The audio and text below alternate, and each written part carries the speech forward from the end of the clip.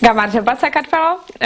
My name is Samuela Davidova. I'm Liberland representative to Georgia and also the Global Press Secretary. I would love to welcome you to our third season of our Liberland in Georgia podcast. We have now here today our third episode already of this season, and my today's guest is Levan Bodzashvili. Thank you so much, Levan, for coming today. Thank you. Thanks for having me. Levan has more background in the legal and governmental perspective, but he moved to the crypto space back in 2009, and he's now on a wide intersection and deep intersection actually of crypto, business, investment, legal, and he's for sure one of the people in Georgia who moves the country to the international level and who has a very wide perspective. So that's why I would love to hear from him something more and to bring his perspective to you. Levan, how did you get to where are you today, and what are you actually involved today, because you're in so many projects? Please. Well, thank you. Thank you for having me. Well, that's kind of a tough question because it takes a lot to talk about it from the outset. But yes, from the beginning of Bitcoin, somehow I got involved in it, and my professor at Harvard Law School helped me in that. He was my professor, and just like me, he was a constitutional lawyer, and then he moved to cyber law, and I moved to cyber law as well. And that's where my engagement with the technology, especially cryptography and other things, especially cybercrime, cybersecurity, started. And even though I was continuing to be in the high government positions, I was constantly learning what's coming. And it's extremely important for the business, especially for Web3 and the blockchain and AI, to know a bit ahead what's coming. For example, we've been, and I was part of many European legal developments in the field of AI. And today we already have the agreement at the European Union level to have the AI Act. And as of the beginning of April, we will have it adopted already. So, but everything is it in this act, we already knew about it some years ago, and we've been waiting for it, because even though it regulates something, it also gives a lot of business opportunities. And these business opportunities lay into these new technologies: blockchain, Web3, crypto, regulatory frameworks, tokenization, securities, etc., etc. So I started exploring all of these some 5 to 7 years ago. And there were a lot of nights I was, self-learning it, reading like 20, 25 articles every night.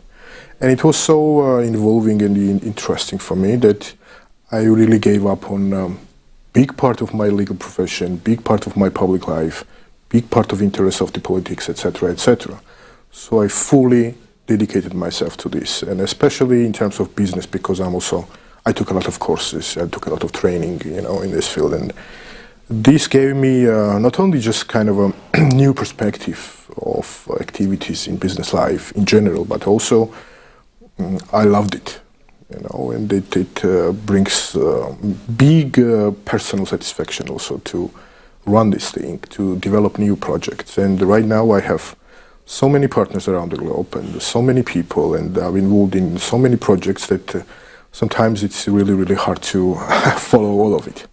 But the crypto community, blockchain, Web3 in general, and especially AI also, is based on community, based on networking, based on the relationship with the people and business development, because without bigger and massive adoption, it won't develop as much as it should be. And now, if you look at the figures, for example, now the crypto adoption is slightly more than 6% globally, which is just an outset. So this also, if you look at it from the perspective, is it good or is it bad? It's absolutely good, not because it's not adopted so well and so massively in the world, but also it brings the future perspective. 6% is just nothing, it's just starting. And if somebody asks you, are we late into crypto, are we late into blockchain? No, absolutely not. It's just starting, it's just getting started. And if you look at the different regions in Europe, for example, from Liechtenstein, Luxembourg, Switzerland, Malta, or in Eastern new regulatory frameworks like Emirates, MENA region. We can find out, not to say anything about Singapore and South Korea, etc., Hong Kong especially.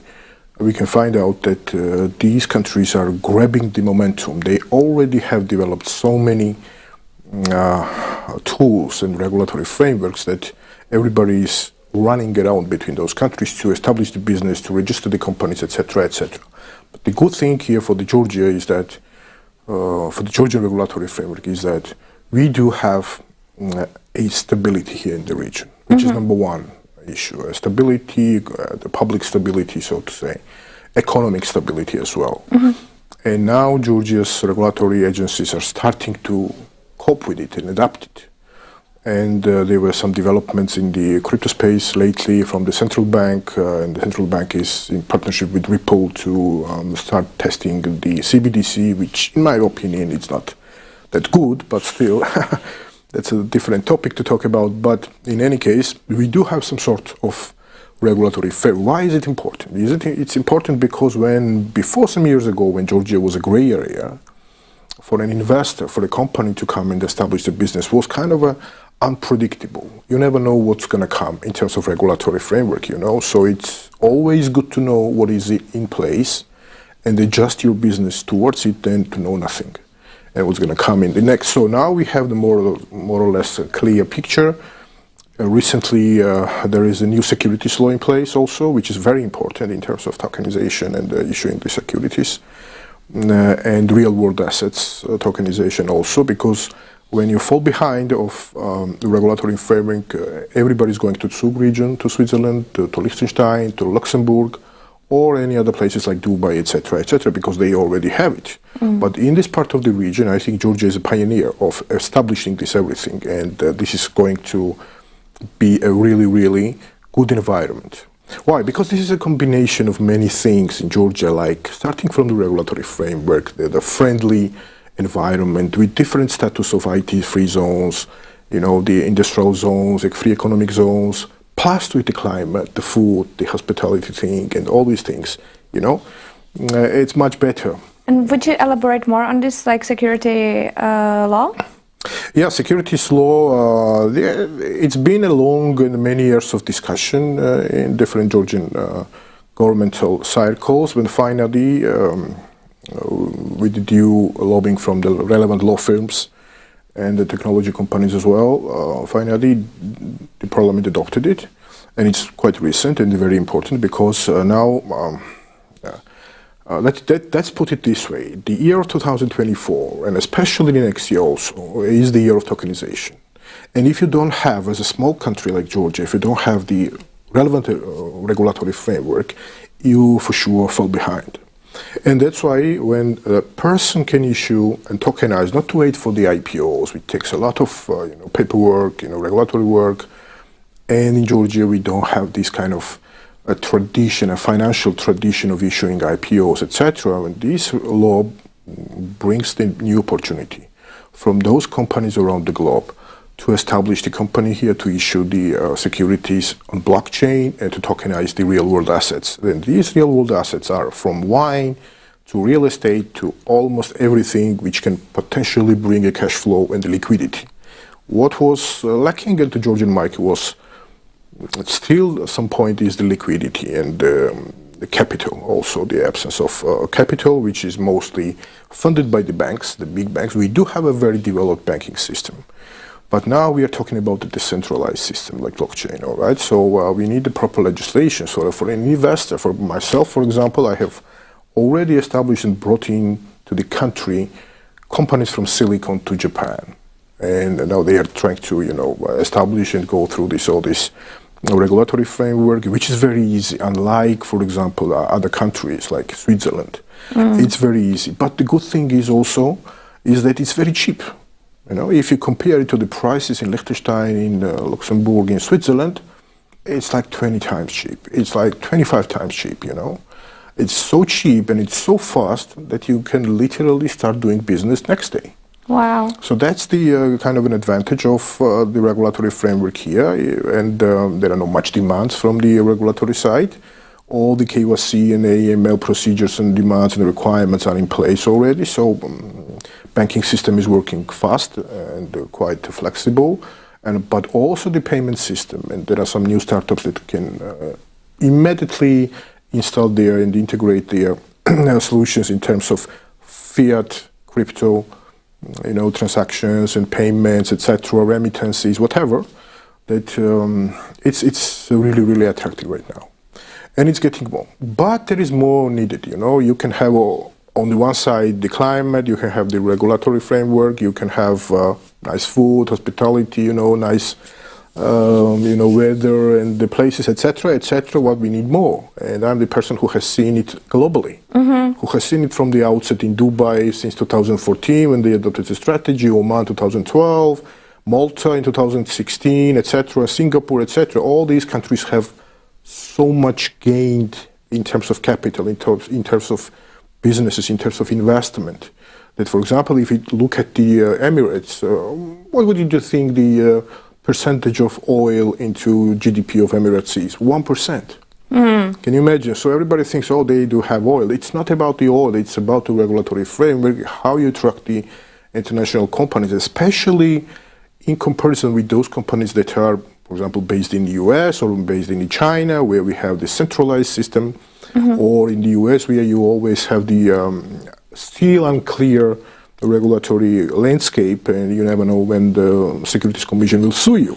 Unlike Georgia, for example, where you're more or less absolutely protected from this, and the government is also trying to support this, Well, so this is the overall, so to say, assessment.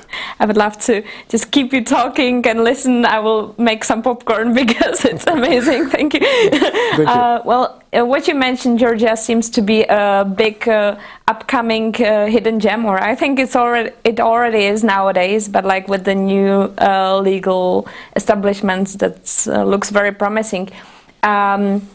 Okay, what else is there that Georgia could actually learn from other countries, especially maybe Dubai? Yeah, that's a very good question. It's such a big question that we can talk a lot.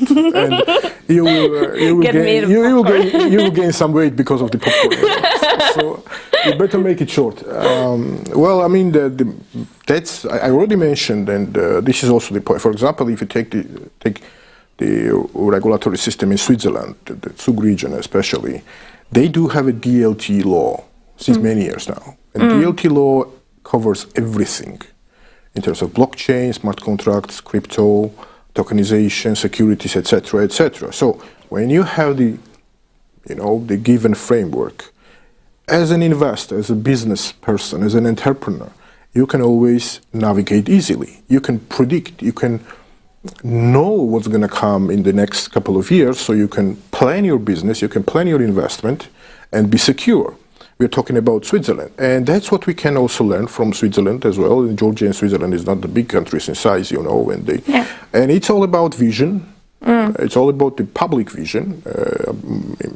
In public, I mean government, and it's about implementation properly. So first you have the vision, and then you cover it with different regulatory system, which is attractive for foreign investment, And it's not about investment only. Investment is something mistakenly perceived as the goal.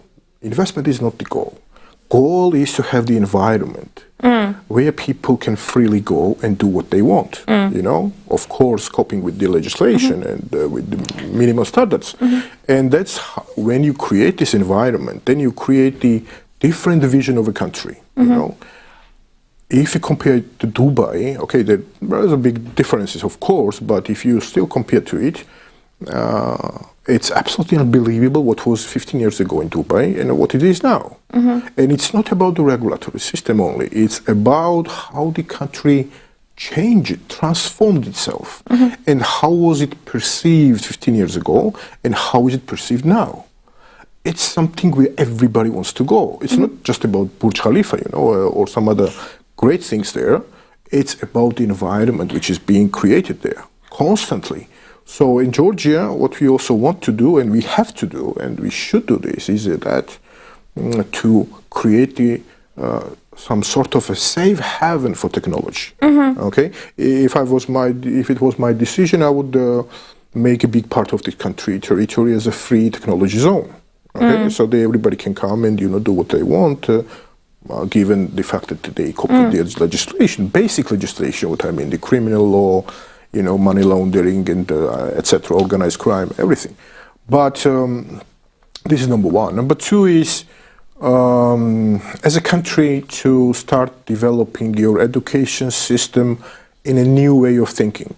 What I mean by this is, the new way of thinking is not something that you teach your young people just some basic things like history, literature. That's necessary, that's important. But if you take India, in India you have 5 million developers, more than in Georgian whole population. And then now Microsoft is going to train 2 million more AI developers, which will give India 7 million recorded and reported amount of developers, which is twice more than Georgia. Okay, so in this harshly speedy development of the situation and changing in the global market, you have to adapt to it. And by adoption, I mean that you adapt your every single important system which can enable future generations to be safeguarded as in the environment, but also as in a political system, and also in a regulatory system, and the system where there is an inflow of different capital, there is an inflow of different investment and attraction of different businesses and companies, but also possibility to work from here, from this nice, place globally. And you can be competitive on the bigger scale in terms of a global market. Yeah. Thank you so much for sharing your perception. I have to say that I'm actually pretty optimistic when it comes to Georgia, because I've been talking to a few different people over the past weeks, and I've heard a lot about some different developments, both on the educational level and more universities being involved into like more technological perspective, AI perspective, development perspective, blockchain for sure, but also the companies coming in and sponsoring or creating their own educational programs. So I would say that this is in progress as well. With the free zones, I'm sure that you know more about the development from the legal perspective yourself. But I know that there might be also some changes. Let's see, whatever happens. But this is really nice. I would like maybe to get Sile back to, since you've been involved and saw the Georgian development over a long time. So how would you, and you mentioned that Georgia is stable, but how would you describe the last 15 years of developments of Georgia? Steady and slow. Okay. I know everything now. I'm Georgian and I want to everything right now, especially when I look at different countries, what they have done. Yeah. For example, if you take Malta. Malta is a 400,000 population country. And as soon as they adopted the relevant regulation, in 6 months they got 1.6 billion direct investment. 1.6 billion in 6 months, just because of the legislation. Okay, so when I say... What particular legislation was it? It's about crypto. Okay. It's about crypto, establishment and incorporation of companies related to blockchain, etc., technology, etc., etc. So it was as early as 2017 and 18. So when I'm saying that I want everything fast, actually I mean that it's a bit late already, because some of the countries, especially small countries, the countries of the size of Georgia, have already done this some years ago. And now, when something is now happening in Georgia, the big changes are happening. I wish it could have been done a couple of years ago, okay? Because it increases your competitive investment competitiveness around the globe. Yeah, it's not, but there is also even bigger, as a gem, as a country, as a gem, as an investment gem as for the country, there are bigger opportunities here, much bigger opportunities here. And we can talk about this as well. Yeah, I can see that these things are shifting. So first, companies are to many companies. The transition from one country to another is usually, it means a high transaction costs. So Georgia is still very competitive since it's not, as you already mentioned, it's not that expensive to start making business here. It's low bureaucratic. It's not very difficult to make business from here, etc. And plus, it offers new legal frameworks. Okay, steadily, slowly. But I mean, the thing is that you have like high over bureaucratic places and regions, and it becomes unbearable to certain countries. Like I know a lot of people want to get away from the EU because actually it has very big legal frameworks, but it doesn't mean that it's comfortable for the companies, and also it is difficult then to actually enter the market because you have to be compliant, which is not possible anymore for small businesses and for small companies. So people who are about to start a new business, people who want to invest, they are actually seeking another solutions. And you mentioned Hong Kong, but at the same time Hong Kong might not offer such a political stability at the moment, as from what I just noticed recently. So there are companies who are considering where to migrate. Dubai as well just announced some new higher tax laws, like it's been changing. And so I mean, I think that maybe we can see it also from the perspective that Georgia actually checks what's working around the world and implements what is working well to its all legal framework. What do you think? In terms of taxation, actually Georgia has a really attractive environment, especially in the technology field. And just because Dubai has already attracted more than 30,000 companies. Now they have a flexibility to increase taxes or whatever, because these companies are making so much money just being there, so that it's possible. It's affordable for the market. But what is affordable in some way might not be affordable somewhere else, especially in Georgia. And we don't have to invent a new bicycle. What we have to do is just broaden what we have been offering so far. We have to do a bit more, so to keep this competitiveness. Nice. When you have pretty easy incorporation procedure in the country, then you can establish the company overnight with less money than anywhere. For example, if you want to get this new virtual asset service provider license, it's 30K somewhere else. Legal costs 40K around, and you spend around 100K for the whole thing. While in Georgia you can spend 2K as a license price and like a couple of thousand more just to be established fully there. So which is a huge difference. And you enjoy this regulatory framework. You are literally not limited to anything. Especially the only limitation on the market is issuing loans to individuals, crypto loans. Other than that, everything is permitted, everything is friendly, and so you can enjoy it. So that's why I think that I'd rather suggest to different international companies to be based in Georgia because of taxes, because of easy starting the business, because of some governmental programs like cooperation programs like Enterprise Georgia is doing something, the Georgian technology and the Ministry of Economy actually tries to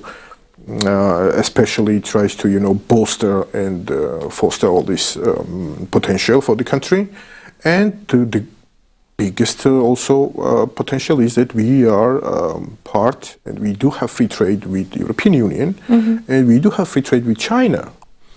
As for the European Union, I know that, and one of my specialties is European Union law, and I know how it works, especially in competitiveness and the single market. But you cannot avoid, in any case, your 500 million single market. And whatever solution you do, and if you want to scale it up internationally, you cannot avoid EU market. That's the given fact. Yeah. So if there is a AI regulation there, and you have to make a compliance of your AI tools to be used in the EU free market, you have to make sure that it's a low risk. It's not even medium or high risk, and it's in the legislation already. So these are different things. But here, for example, Sam Altman went to Dubai and negotiated with the government of Dubai to make Dubai as a testing ground for AI innovation. A testing ground means that it's free. You can literally start inventing anything into robotics and AI, everything. You know, risky, non-risky, medium risk, etc. But here, you don't even have that. You can do whatever you want, basically, you know? So in AI regulation here is even less than into blockchain. So especially this is important because this is the momentum where big companies can grab the moment. The only thing you have to do is to bring to them, to the table, this potential. Nice. You know? So it's about the marketing, it's about the country marketing, it's about the marketing like me and you know? Yeah, we're just doing it.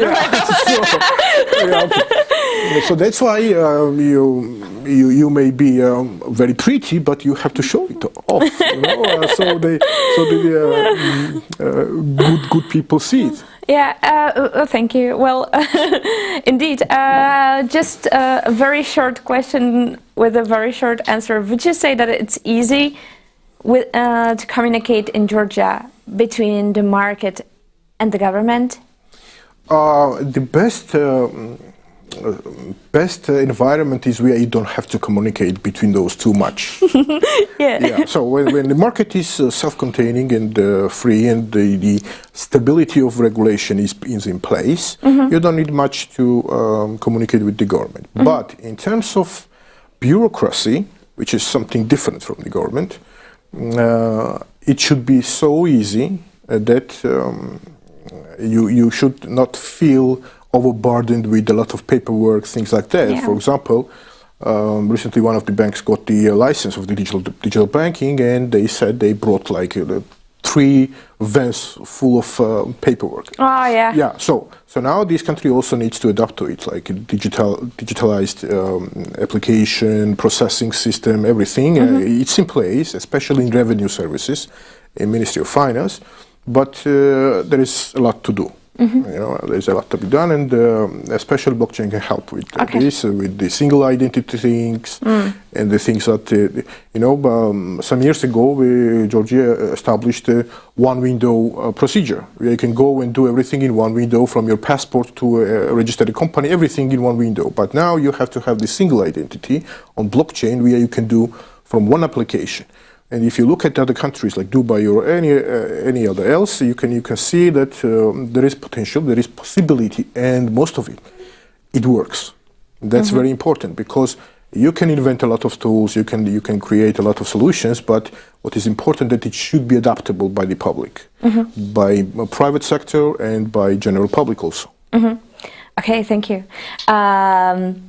Oh my gosh, I would talk to you for hours. I can't do this. But you were mentioning one of the very new to come projects here in Georgia to be part of when it comes to... Yeah, that's a good reminder, thank you. Actually, when you mentioned the gem, what is the gem in terms of the country? And you know, and we all know that Georgia is in very, very convenient geographically and geopolitically and geostrategically in terms of business and, you know, transportation located. And everybody knows the Silk Road. You know, that was a big concept, the North Silk Road, the South Silk Road, and now we have the middle corridor. A middle corridor is a combination of 14 countries from China to European Union, and is supported by World Bank, European Bank, and politically and economically, etc. It's a more than 20 billion project, which will unify under one umbrella the transportation route between those countries from China to European Union, which is a huge thing. And this is the real potential of Georgia. This is not only just economic, but also geopolitical potential of Georgia, which should be developed, not just as a side watching object, but as a participant, as a initiator of these things, and this is I'm talking about the digitalization of the whole middle corridor, where you can use, and we will use blockchain, we will use IoT, we will use AI for everything. Transportation is in place, so this will make easy for every single participant, from private sector to transportation to driver to everything, in terms of course, these 14 countries, that everything will be digitalized, meaning that all payments, servitudes, customs, taxes, other payment possibilities, and inter-company B2B transactions or other types of transactions, and collecting taxes or etc., will be done in a single identity engine, which is let's call it a middle corridor engine. And there are many companies right now already involved in this, big companies from Switzerland, from the countries that are also have developed companies in terms of doing and offering such services. And this is, a couple of years ago, there was a project of making seaports on blockchain. It was the IBM Maersk project. Okay. But it didn't work. Why? Because it was mostly 99% based on private engagement. And at that time, and I'm talking about 6 years ago, neither business nor public we are ready for the adoption. And why? Because in port administration system, where the money is, these old traditional businesses did not see the potential into new technologies. But now this has changed. Now this brings so much potential that you can literally at least double your income, your revenue, your cash flow, your liquidity by doing these unified big projects. Okay? So this is a huge room for investment. This is a huge room for making interest for every single player in this, from a small transportation company to the government. And so this is a kind of a global consortium of those 14 countries digitizing this transportation route, which is called Middle Corridor. Thank you so much. It sounds super interesting.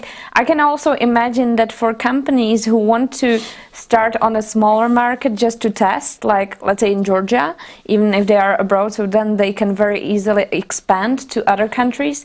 It will be a way easier for them. Is that right? Just let me mention one very specific thing. Today we are living into technology era of internet. We call it Web 2, Web 3, and the Web 4 is coming. It doesn't matter. We live in this world, which has one very specific feature, which is extraterritoriality, which means that you can do your business from whenever you want. The only difference is where you feel more comfortable to do your business. Which part of the globe? Is it New Zealand, or is it Georgia, or is it Thailand, Bali, wherever? Where the nomads go. Nomads, I mean. Okay? So this is one thing where the freelancers go, developers go, developers concentration is there. But there is another, in terms of a company, in terms of a corporate business, where they choose to go. You know? So it does not really matter nowadays the country, because you can scale up your business from anywhere in the world and reach out big markets like US, European Union, China, and others, okay, from anywhere in the world, you know. So this is what matters. And in this opportunity, you have a big opportunity as a government, as a public sector, to squeeze with the most attractive environment, which in Georgia now we have, let's say 70% already in place. More can be done and will be done, I'm pretty sure, because there is a will to do so. Wow, I feel now so hopeful, you know. It sounds now like a very smart move to actually just move to Georgia. Are you optimistic yourself when it comes to government and new development of legislation? You want me to sound political? You can. No, yeah. Okay. Well, I'm optimistic. The government is adaptive to new ideas. I do talk with the high government officials, including ministers on different projects, etc. And for example, without the involvement of the Minister of Economy, Mr. Levan, who is really open-minded guy, and you cannot develop such a big projects. What I'm talking now, you know, there is ultimately necessary a government and public involvement in this. You know, at the initial stage.